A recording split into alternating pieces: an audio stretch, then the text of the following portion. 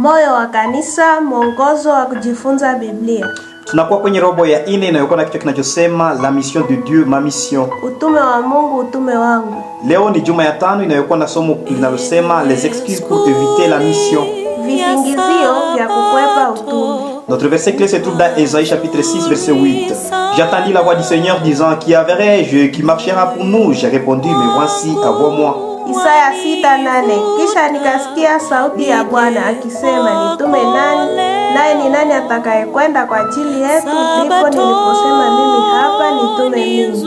Sasa tukiwa na swali ama comment, tunaweza kufanyaje? Swali, comment ama changamoto yoyote usikose kutuandikia kwenye namba hii ya WhatsApp na kwenye comment yetu hii kwenye YouTube. Na kualika kusubscribe na kushare kwa watu wengine. Huna kisingizio kia kusubscribe. Barikiwa, karibuni kwa somo la leo. Rafiki yangu, ni kusalimu katika jina la Yesu Kristo kwenye mwongozo wa kujifunza Biblia. Leo tunakuwa pamoja na wewe kwenye somo la mercredi, na tunakuwa na somo linalosema kuhusu nos excuses de confrontations incommodes.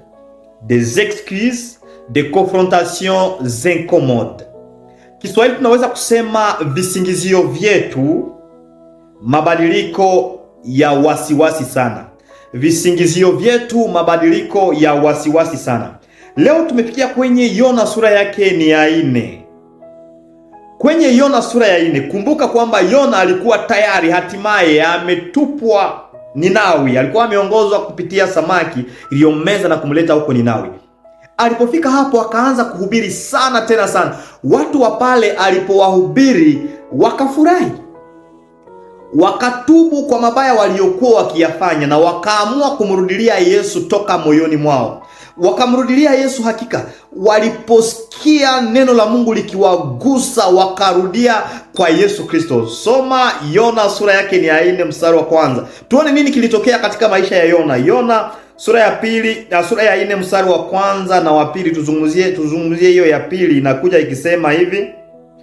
Yona 4:2 nasema, Bwana, sivyo hivyo nilivyosema hapo nilipokuwa katika nchi yangu?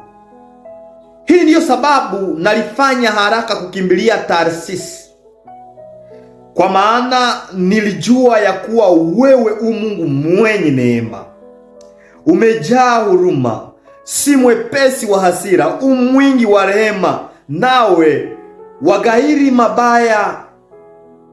Hili ndilo lilikuwa ombi la Yona.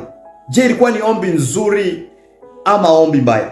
Baada ya kuhubiri watu, baada ya kufanya utume, alikasirika. Jinsi gani alipowaona wale watu wamemrudilia Yesu.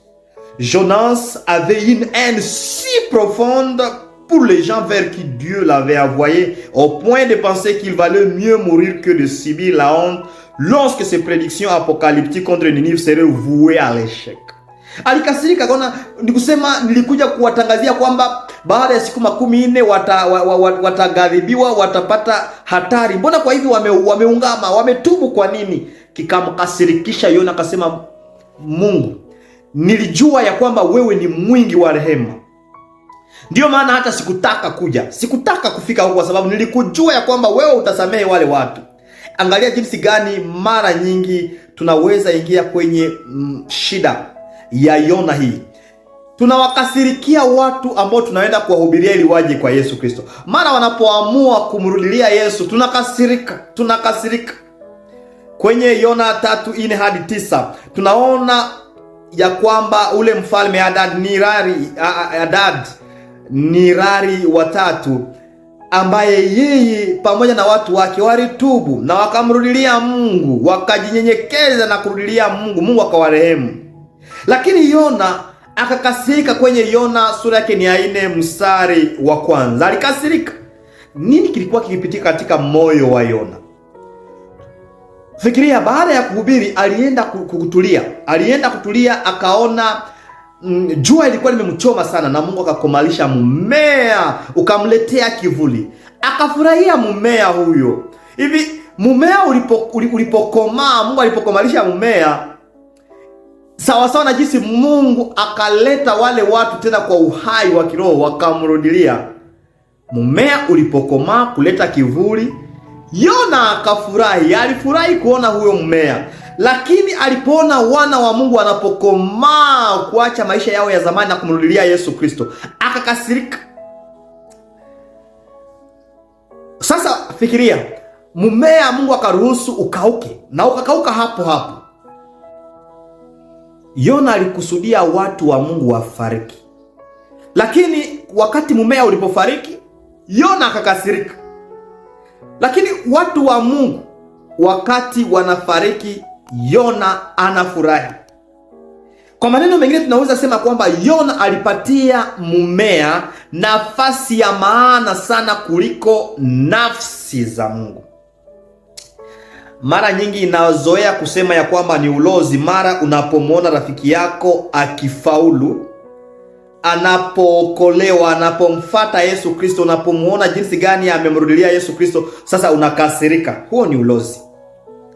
Ama unapojazwa na furaha unapoona rafiki yako ameangamia, anaingia kwenye dhambi, sasa unafurahi. Huo ni ulozi tu.